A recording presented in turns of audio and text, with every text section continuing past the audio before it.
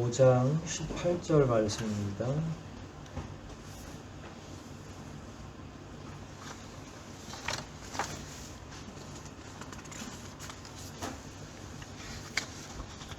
누가복음 5장 18절 말씀 한 구절 먼저 읽고 시작하도록 하겠습니다. 찾으신 것 같으니까 우리 함께 18절 말씀 같이 합독하도록 하겠습니다. 읽기를 시작합니다. 어느 날 예수님이 가르치고 계시는데 제가 지난주에 한 번씩 이렇게 밀려서 왔다고 그랬는데 본문 그냥 읽었더니 그러네요. 그때 사람들이 시작. 그때 사람들이 한 중풍병자를 침대에 누인 채 내려와서 예수님 앞에 데려가려고 하였으나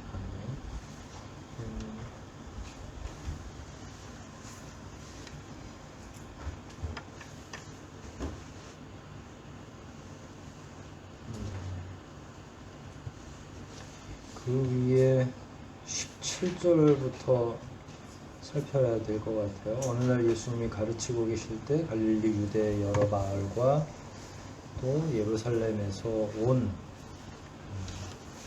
바리새파 사람들과 율법학자들도 거기 앉아 있었다. 그리고 예수님은 하나님의 능력으로 병을 고치기도 하셨다. 17절부터 살피는 거네요. 제가 표시를 해놓은 거 보니까 예수님이 가시는 곳마다 이제 처음에는 사탄이 방해하기 시작을 했죠. 이런저런 모습으로 방해를 하려고 하고 그러다가 지금은 누가 방해하려고 다가오고 있죠?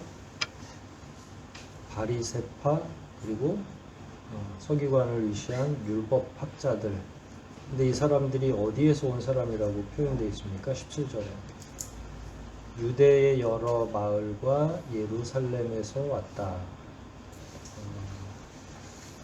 제가 생각할 때는 예루살렘 중심이니까 예루살렘에 있는 종교 지도자들의 무리가 우리 표현으로 하면 연통을 넣어서 그 지역에 있는 그 바리새인들 또 율법학자들을 소집한 거죠. 한번 가보자. 도대체 예수님에 대한 뭐 반말로 했겠죠. 거기 존댓말이 없으니까, 존칭이 없으니까. 예수라는 자가 말이야 지금 저 위에 갈릴리 예루살렘이면 밑에 지역에 속하는 거고요. 남유다에 속하는 거고 갈릴리는 북이스라엘 그러니까 경계로 보면 저 북쪽 동네에서 큰 소문도 많고 여러 가지 일들이 일어난다고 계속 지금 시끄럽게 하니까 우리 한번 가보자. 그리고 이제 이게 파견 겸 예수님이 어떤 일을 하는지를 보려고 오는 거죠. 그럼 이 사람들은 긍정적인 생각을 하고 오는 겁니까? 아니면 부정적인 생각을 아예 하고 오는 겁니까? 어디서 알 수 있죠? 22절 예수님은 그들의 생각을 아시고 왜 그런 생각을 하느냐? 이제 이게 그 위에서 바리새인과 율법사들이 계속 주님한테 질문을 하고 약간 이게 이제 비아냥거리듯이 이야기할 때에 이미 그들의 마음을 아셨다라고 하잖아요. 그러니까 이게 사실은 다 위로 올라가면 그들은 결코 예수님에게 긍정적인 의미, 긍정적인 빌미를 제공하고 싶지 않은 거고 어디서든지 저는 마찬가지라고 생각해요.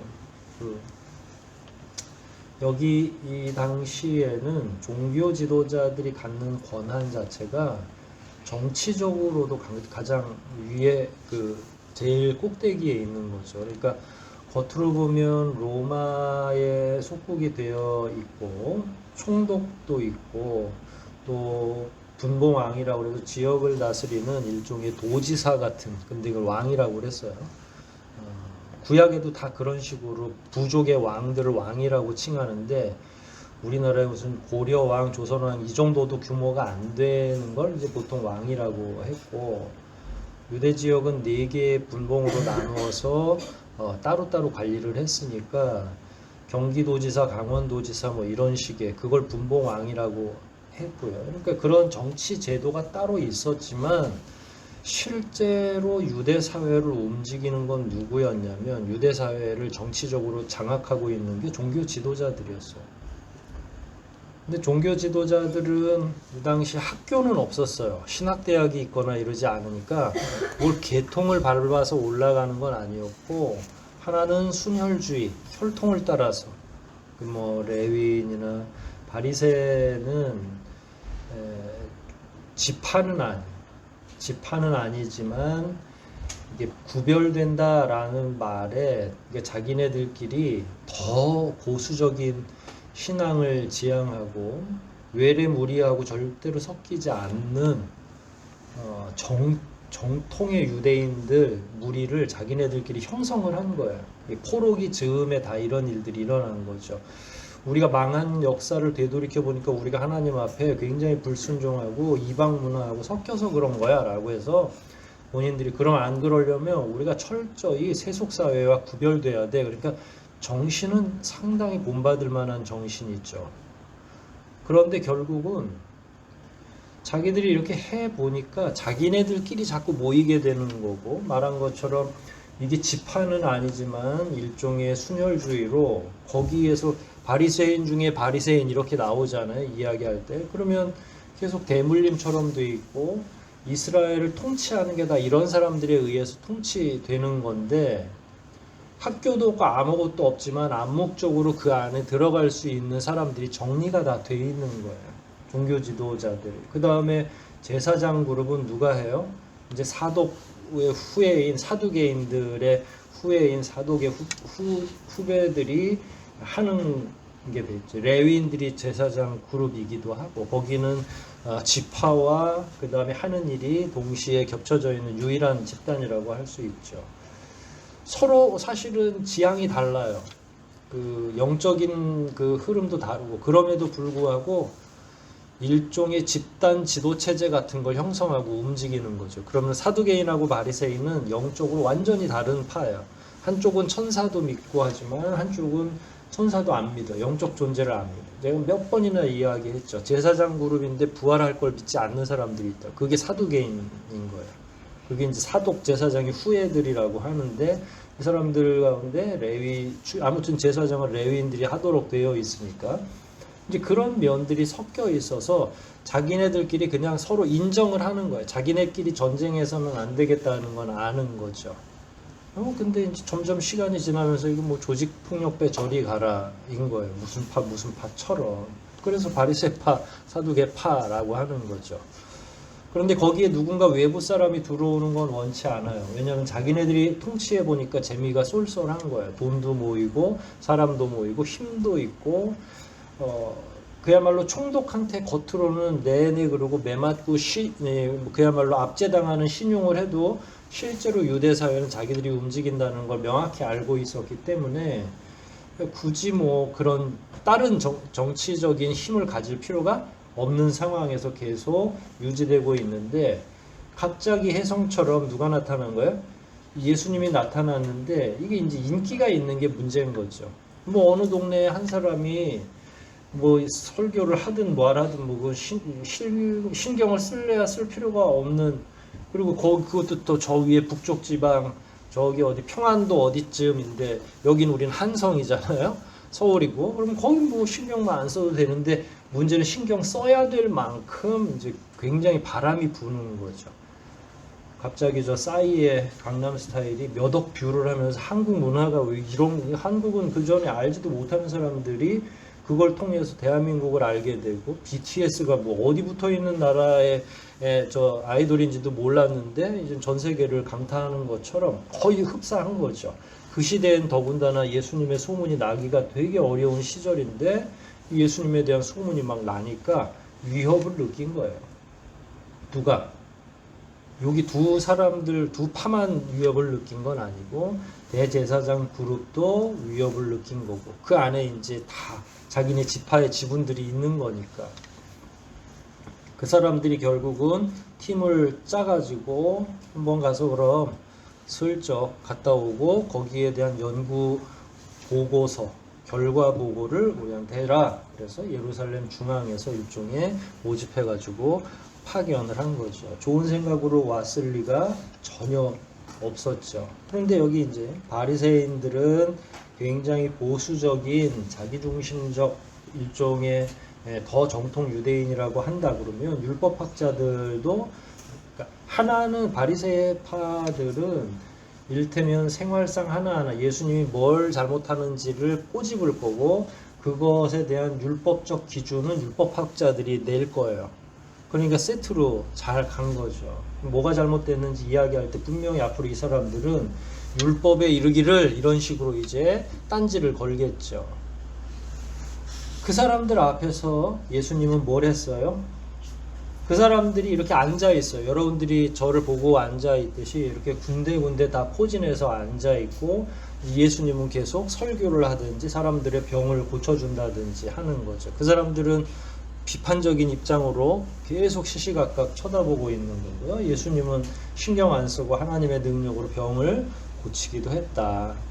그게 이제 17절 말씀이고 18절엔 읽으셨죠. 그때 한 사람들이 한 중풍병자를 침대에 누인 채 메고 와서 예수님 앞에 데려가려고 하였다. 그러나 이렇게 나오는 거예요. 사람들이 많았겠어요? 적었겠어요? 결론적으로 굉장히 많았을 거고, 근데 중풍병자가 왔죠. 이 사람은 꽤 오랫동안이나 그 지역에서는 소문난 중풍병자예요. 왜냐하면 결론을 보면 알아요. 사람들이 다 놀란 거는 만약에 지금 이 시대에 이런 일이 벌어졌으면 예수님 안 계시고 만약에 목회자가 이런 일을 일으켰다고 그러면 그건 거의 사기에 가깝죠.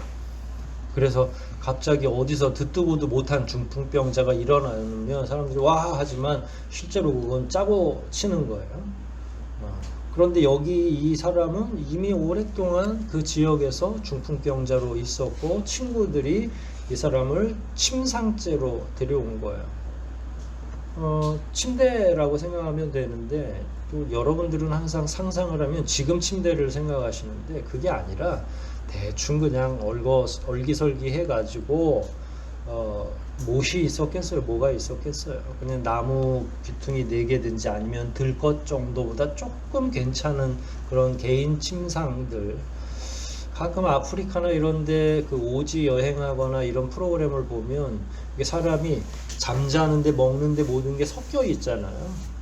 부엌도 같이 있고 그리고 옆에 침대라고 하지만 침상이라고 하지만 뭐 우리가 봐서는 같은 흙바닥 비슷하게 생겨 있는데 이 당시 여전히 그런 삶을 살았던 거예요. 그러니까 침대, 침상을 뭐 이렇게 들러메고 왔다 그래서 뭐 굉장히 대단히 큰 거는 아니고 간촐하게 들것 정도, 야전 침대 정도 이렇게 생각하시면 되고 그나마 그걸 이루고 있는 구조물 자체도 그렇게 세련된 건 아니에요. 근데 친구들이 아무튼 중풍병자를 메고 왔어요. 거기에다가 왜 메고 왔죠? 왜? 그럼 고칠까 하고 예수님 앞에 가면 어떻게든 고칠까 하고. 제가 아침에 설교할 때 여러분들이 혹시 오해하실까봐 우리가 주님이 고쳐주실 것을 고쳐주실까 말까 이 고민하는 건 나쁜 일은 아니에요. 만약에 여러분 가운데 혹은 뭐 저도 마찬가지겠죠. 그 결과가 어떻든지 하나님을 신뢰하는 건 가장 믿음의 기본이고 그 다음에 간구하겠죠. 하나님 고쳐주세요라고 간구하는 건 당연한 거고 특히 저 말고 저의 교우들이 아팠을 때 저는 하나님이 어떻게 결심하셨든 최선을 다해서 무릎을 꿇으면서 기도하겠죠. 그 사람의 생명을, 그 사람의 그 아픈 부분을 위해서 간절히 기도하는 건 저는 너무나 당연하다고 생각해요. 그런데 또 어떤 분은 그래 나머지는 하나님이 하시는 거니까 우리는 하나님만 신뢰하면 돼 이렇게 하고서 끝나려고 하는데 그런 의미는 아니에요. 기도하십시오. 최선을 다해서 누군가를 위해 중보적 기도를 하고 내 스스로도 내가 만약에 질병이 있는데 알아서 하시겠지 이런 게 아니라 신실한 하나님을 의뢰하고 하나님의 뜻이 어디 있는지는 모르겠지만 하나님이 저를 잘 케어해 주세요. 보살펴 주세요 라고 이야기하는 건 자녀로서 부모에 대해서 요청하는 당연한 거죠. 하나님이 그걸 넌 믿음이 아닌 것 같아 라고 이야기하실 까닭이 없잖아요. 여기서는 그런 역할들이 같이 중복돼서 나오는 거예요. 친구들이 중보적 기도, 중보적 태도를 가지고 이 친구가 지금 몇 년째 중풍으로 누워서 있는데 아무런 별다른 차도를 보이지 않고 이렇게 하다가 누운 채로 사망하게 생겼으니까 우리가 데리고 가서 예수님께 보이는 게 좋겠다라고 하는 거예요. 중풍이라는 건 여기 기록되어 있는 것처럼 뇌병변 중에 하나죠. 정확한 의사소통 안 되고요. 말이 어눌해지고 거의 한쪽이 불구가 되는데 한쪽 불구가 돼서 재활을 제대로 안 하면 어떻게 되겠어요? 그냥 온몸이 불구가 되는 거예요. 그 상태에서 굳어 있는 거죠. 오늘날처럼 의료기술이 발전한 상황에서도 중풍은 100% 낫는 수가 없대요. 쓰러지면 회복되면 95% 정도까지는 가능하다고 이야기를 하더라고요. 최근에 제가 들은 이야기로는. 그러니까 뭔가 그만큼 데미지라고 하죠. 이 치매를 받은 상태로 그냥 그 정도 유지하고 가는데 이 당시에는 의사가 있었어요, 없었어요? 의사는 그냥 기능인 중에 하나예요. 목수처럼 뭐 나무를 이어서 뭘 한다거나 그 정도지 막 디테일한 의료 기술이 너무 잘 발달되어 있어서 뇌병변으로 뭐 터진 머리에 피줄을 잡아낸다든지 이거는 가능하겠어요? 불가능하겠어요? 외과적 수술이 있는 고고학이나 혹은 이 두개골 같은 게 발견되긴 하지만 보편적 수술법은 거의 불가능했다. 그럼 이 사람들은 그냥 평생 한쪽에 불구를 달고 살든지 누워있든지 심한 경우에. 근데 성경에 나오는 대부분의 환자들은 그 정도도 케어를 못 받으니까 누워있는 거예요. 19절인가요? 한번 읽어볼까요? 19절. 사람들이 너무 많아. 시작.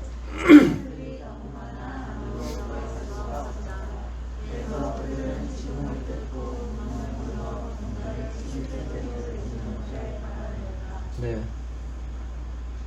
이게 지붕을 여러분들 이해를 잘 하셔야 돼요.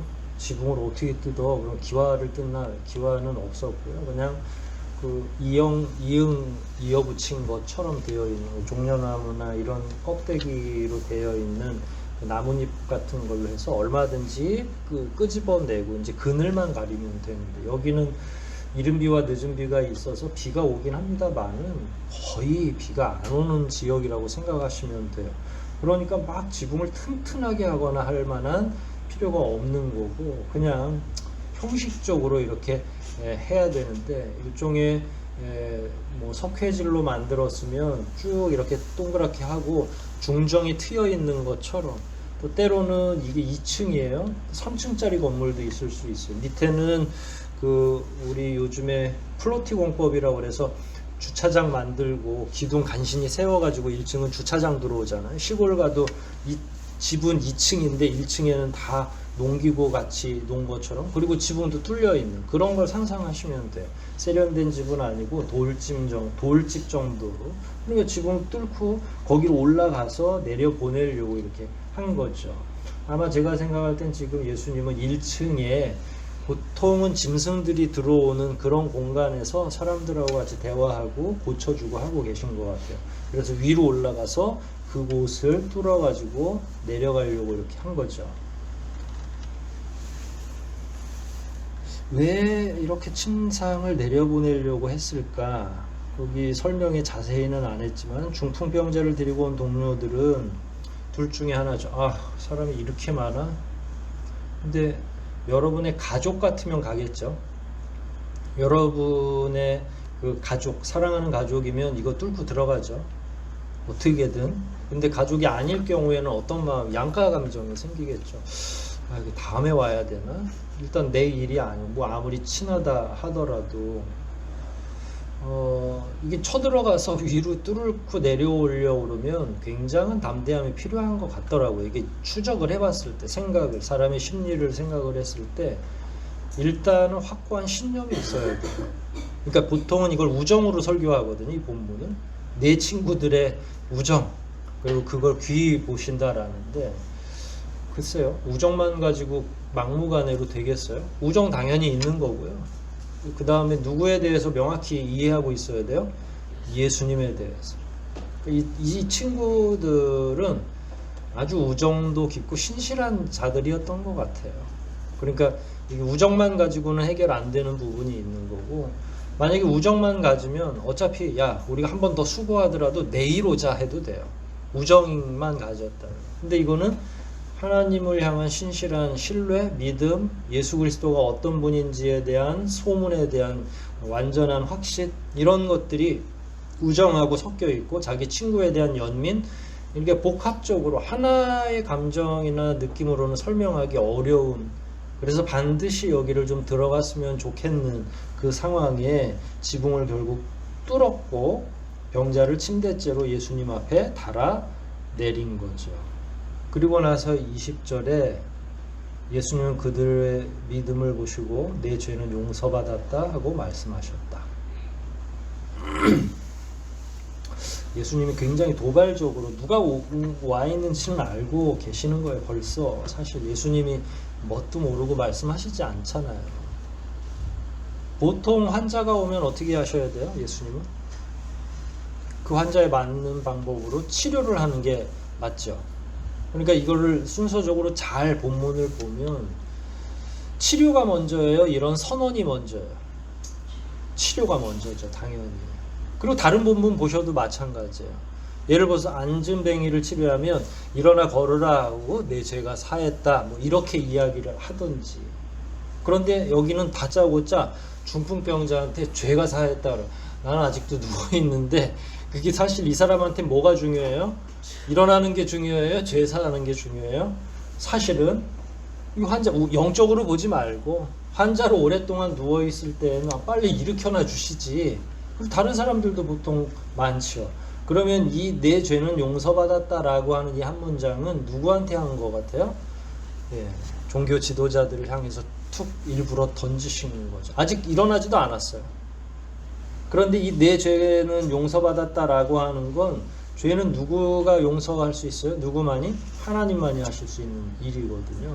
엄청나게 도발적인 발언인 거예요. 싸움을 하려고 이미 이 말을 한 거죠. 차라리 이 얘기를 안 하시고 어쩌다 사부작 하셔가지고 중풍병자를 일으켜 세웠다 그러면 바리새인이나 혹은 율법사들이 놀랄 일이 놀래긴 하지만 여기서 분란이 일어나진 않죠. 죄의 문제를 이야기하지 않는다면. 그래요, 안 그래요? 당연히 그렇죠. 그런데 죄의 문제는 굉장히 중요한 지점을 탁 건드리는 거예요. 왜냐하면 이 사람들도 이런 말이 왔을 때 정신이 확 나는 거거든요. 어디다가 죄 문제를, 그리고 자기가 뭔데 죄사함을 이런 식으로 확 드러나는 거죠. 근데 또 하나는 주님이 동료들의 믿음을 보았다라고. 예수님은 그들의 믿음을 보시고 라고. 그러니까 이게 죄 용서라고 하는 건 당연히 믿음으로 받아야 되잖아요. 그런데 여기선 누구의 믿음을 보시고 죄 용서한 거야? 네. 친구들의 믿음. 이게 가능하냐? 가능하죠. 가능하죠. 그래서 중보적 기도가 굉장히 중요한 거고요. 죄의 전가도 있을 거고, 은혜를 복을 비는 거, 샬롬이라고 하는 복 비는 것도 굉장히 좋은 우리 나름의 인사 전통이 되는 거죠. 하나님의 축복이 당신과 함께 하시기를 빕니다 라고 하는 이 God bless you 라고 하는 말도 되게 중요한 의미를 갖고 있는 거예요. 우리는 그냥 인사처럼 하지만 그게 그 믿음 안에 나왔다면 그 친구들의 믿음이 누군가를 고쳐줄 수 있는 거잖아요. 그러나 결국 신앙 고백은 누가 해야 돼요? 내 스스로가 하는 거죠. 이 친구들에 의해서 첫 번째 단계가 지나갔어도 예수님이 아직 이 친구하고 그냥 누워있는 이 중풍병자하고 대화해야 될 거는 남아있는 거예요, 사실. 그러니까 이건 하나도 이상할 필요가 없고 순서에 따라서 예수님이 친구들을 먼저 볼 수도 있고 그 환자를 먼저 보고서 행동하실 수도 있고. 그런데 이번만큼은 이 순서를 다 뒤집어 엎으신 거예요. 가장 자극적인 언어를 사용하시기 위해서 일부러 그 친구들의 믿음을 보신 다음에 죄의 이야기를 하신 거죠. 그런데 거기 제가 기록해 놓은 것처럼 병자 자신의 의사소통이 원활하지 않는데 그한테 뭘 물어보겠어요. 뭐 제 소리가 들리면 오른손 까딱까딱 해보세요. 이건 의미도 없잖아요. 예수님 입장에서는. 고칠 거면 고치는 거고 말면 많은 거지 뭘 손가락을 까딱까딱 해보라. 그런 전초의 일은 우리 인간들 사이에서는 필요하지만 주님에겐 필요하지 않죠. 자, 이렇게 되니까 가뜩이나 예수님을 관찰하려고 왔던 악의적인 마음을 품고 왔던 자들이 어땠겠어요? 아하, 이놈이 정말로 그 한계를 넘어서는구나. 예수님이 이들이 오기 전까지는 약간 줄타기를 하셨어요. 그러니까 기적을 베풀어도 어디 가서 아직 얘기하지 마라. 내 때가 아직 당도하지 않았어. 조금 조용히 하고 있어. 라고 예수님 스스로가 조심하는 편이었는데 이제 그걸 깨트린 거죠. 누가 깼어요? 예수님 스스로가 깬 거예요. 오히려 이런 자들이 왔을 때 명확하게 당신 스스로가 중보자라고 하는 사실을 선포하기를 원했던 거죠. 21절 한번 볼까요? 같이 읽어볼게요. 21절 시작.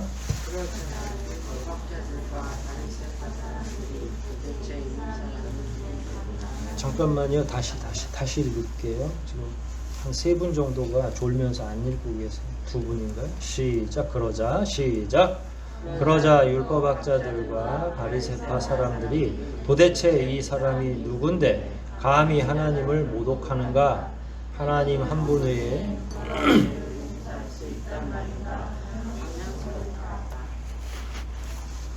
처음에 지적한 것처럼 그대로 그 내용이 나왔죠. 죄 용서는 누구만의 권한이라고요? 하나님만의. 그러니까 그런 의문을 제기하고 분노한 거예요. 그러면 이 사람들이 내릴 수 있는 결론은 2가지죠. 저 하나님과 연관이 있던 자든지 예수가 아니면 어디서 완전히 진짜 이단이나 마귀의 행위를 하는 자든지 그러면 사실 본인들은 고민해야죠. 분노할 게 아니라. 근데 이 당시에 종교 자체가 이런 방식으로 재편이 돼 있는 거예요. 진정으로 하나님의 사자가 와도 하나님의 사자로 인정할 만한 준비가 하나도 되어 있지 않은 거고 그 이전에 자기들이 그런 역할을 하면서 정치적인 힘, 금권 이런 것들을 다 자기들이 가지고 있었으니까 아예 안하무인이 되고 그렇게 400년이 흐른 상태니까 이제 선지자가 와도 너 이놈 그리고 선지자를 잡아서 죽일 판인 거죠. 그러니까 질문의 내용 자체가 하나로 결정된 거예요. 2개, 3개로 고민할 필요도 없이. 바로 다음 넘어가고 22절이에요. 그래서 예수님은 그들의 생각을 아시고 물어봤죠. 왜 그렇게 생각하느냐? 그리고 나서 23절에 내 죄는 용서받았다 하는 말과 일어나 걸어라 하는 말 중에 어느 것이 더 쉽겠느냐? 자, 보세요. 이게 이제 예수님이 그들에게 하신 딜레마 있는 말씀이죠. 이제 어려운 질문을 한 거예요. 어느 게 쉬워요? 어느 게 어려워요? 여러분, 내 죄를 사한다, 내 죄가 용서함 받았다라는 것과 일어나 걸으라 중풍병자에게 어느 게 쉬워요? 다 어렵죠. 어느 게 하나님의 영역이에요? 둘 다 하나님의 영역이잖아요. 그러니까 아까 제가 말한 것처럼 중풍병자를 그냥 고쳤으면 별말 없는 거예요. 그러니까 영적으로 완전히 무디어 있으니까 그 기적이 왜 일어났는지 그 기적을 일으키는 장본인이 누구인지에 대한 생각은 별로 안 하는 거예요.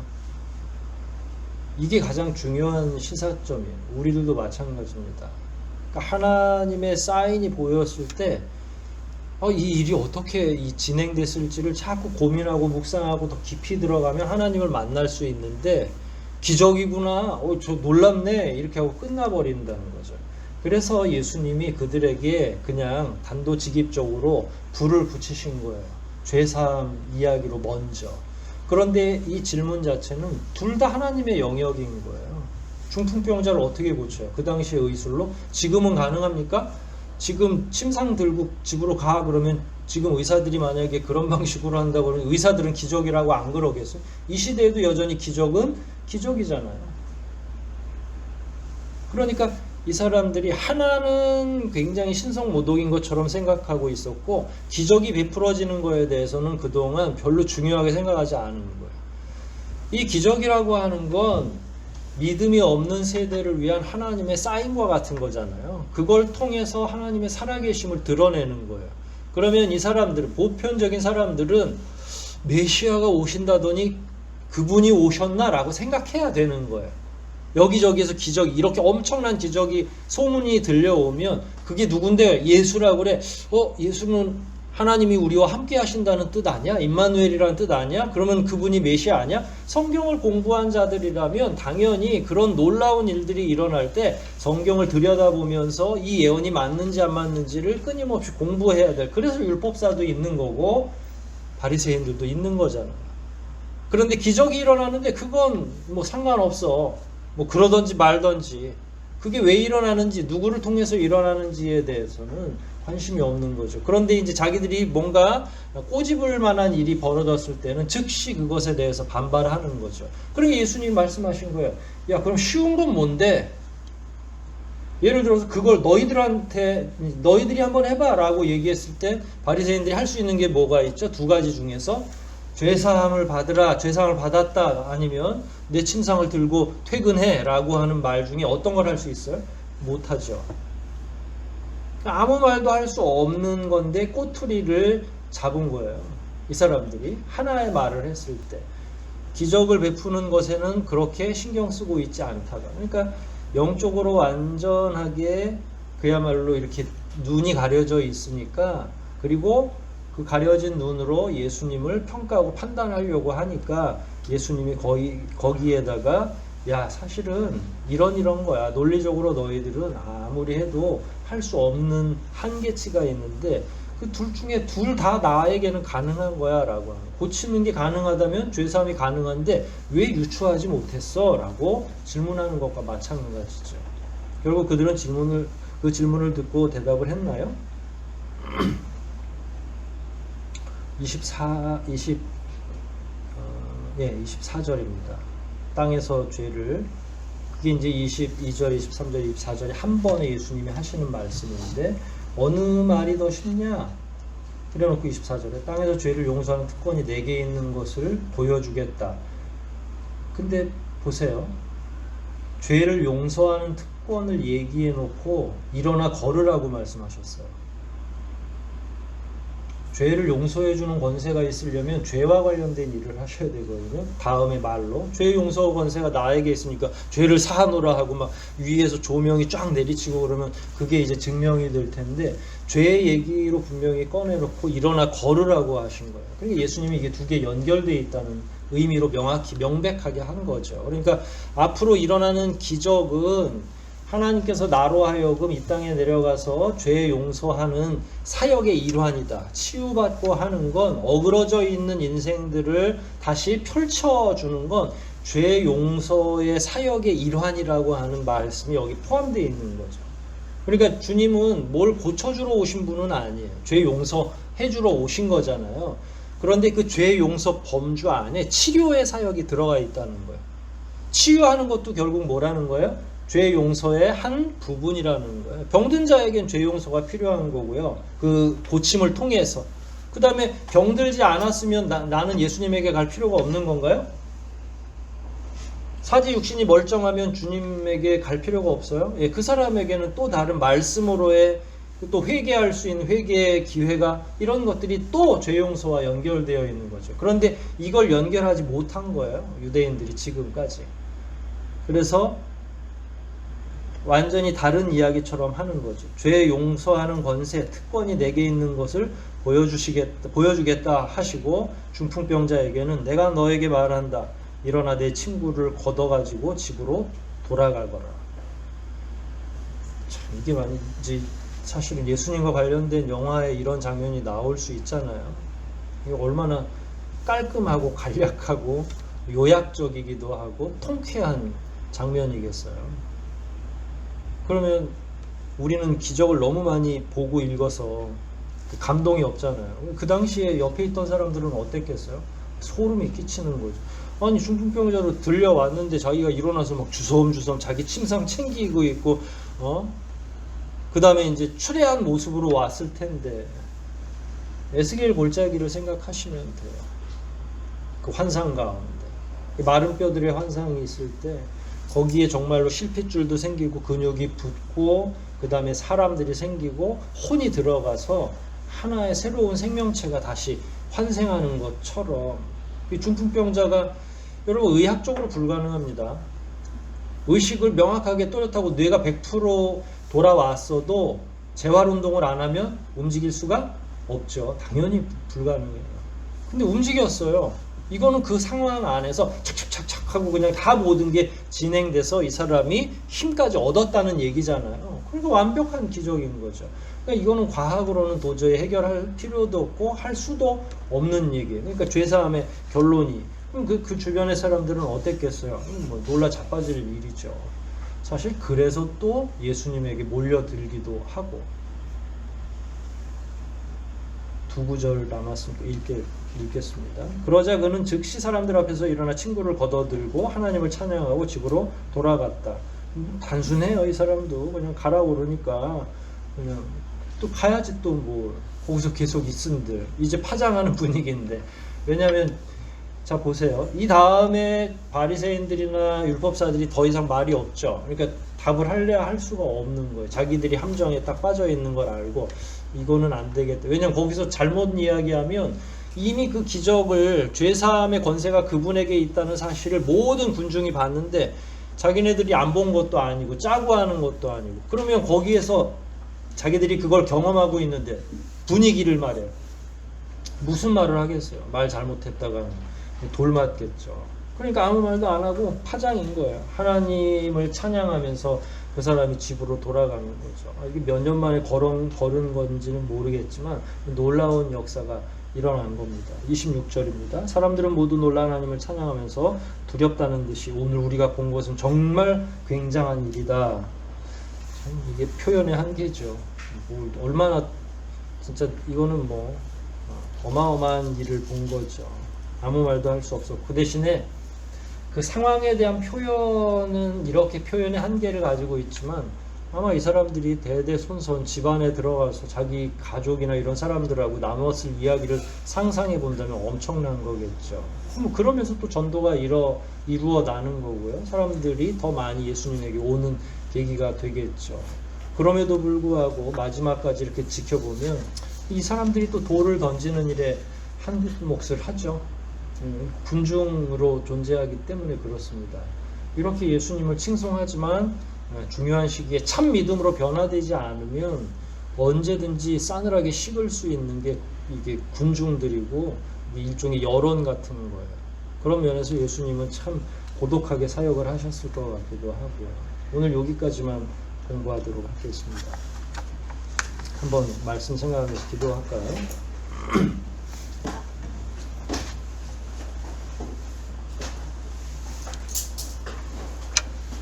우리는 성경을 통해서 많은 기적들을 발견하게 되죠. 그걸 아주 어린 시절부터 우리는 이런 본문들을 공부했고 읽어왔기 때문에 어떻게 보면 공부할 때 이렇게 보면 우리 스스로가 대단히 안 놀라는 경향이 많죠. 하지만 좀 더 말씀을 3차원적으로 또 심지어 4차원적으로 우리가 더 상상하고 묵상해 본다면 너무나 위대하고 대단한 일들 아니겠어요? 그래야 우리도 예수님을 뵙죠. 주님이 죄사함의 권세를 가지고 이렇게 가난하고 연약한 사람들을 돌보셨던 이 내용을 기억하면서 이 시간 우리의 연약함, 우리의 부족함도 회복시켜 주시고 치유해 주시길, 우리와 함께 믿음 생활하는 우리 동료들의 어려움도 돌봐주시길 이 시간 한번 통성으로 기도하시겠습니다.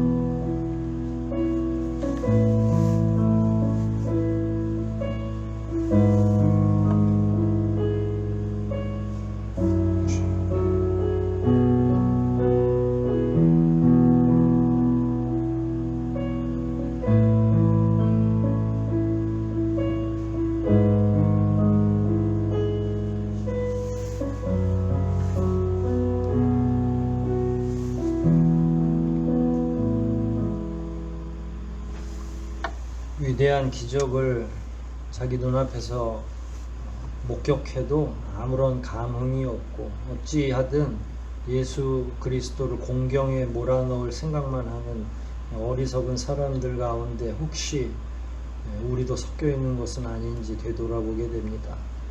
위대한 것을 위대한 것으로 인정하지 못하는 어리석음이야말로 눈은 떴으나 영적으로 눈이 감겨있는 상태가 아니올런지요.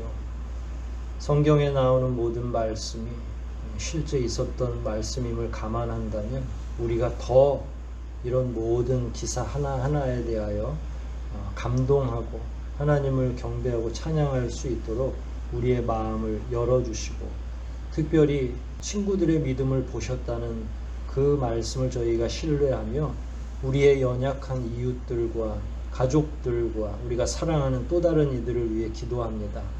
우리가 참으로 신뢰하고 하나님에 대한, 그리고 하나님의 신실하심에 대한 신뢰를 기반으로 늘 기도하고 중보적인 태도를 놓치지 않게 도와주시옵소서. 타인을 위해 기도하는 그 기도야말로, 친구를 위해 목숨을 바치는 그 우정이야말로 하나님께서 가장 귀히 여기시는 바가 아니겠사옵나이까. 우리가 서로 기도하고 서로 위해 애쓸 수 있는 귀한 공동체가 되도록 은혜로 덧입혀 주시옵소서. 모든 것 주님께 의탁하오며 우리를 구속하신 예수 그리스도 이름 받들어 기도하옵나이다.